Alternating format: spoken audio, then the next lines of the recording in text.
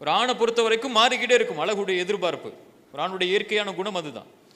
இந்த மூணுல எதுவுமே அவனுக்கு அந்த நேரத்தில் திருப்தி அளிக்கலாம். ஆனால் திருமணம் முடிச்சு சில ஆண்டுகள்ல அவனுக்கு திருப்தி அளிக்காம போயிடலாம்.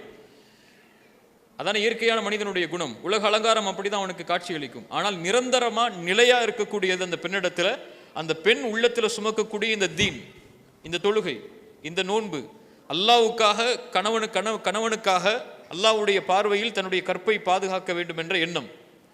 கணவனுக்கு எந்த நிலையிலும் ரசூலுல்லாஹி ஸல்லல்லாஹு அலைஹி வஸல்லம் சொன்னாங்க, இந்த உலகத்தில் ஒருவருக்கு அல்லாஹ் அல்லாதவருக்கு சஜிதா செய்வதற்காக நான் பணித்திருந்தால் பெண்ணை கணவனுக்கு சஜிதா செய்யுமாறு பணித்திருப்பேன். ஆனால் அல்லாஹ்வுக்கு மட்டும்தான் உரித்தானது சஜிதா. அதனால தடை செஞ்சாங்க ரசூலுல்லாஹி ஸல்லல்லாஹு அலைஹி வஸல்லம்.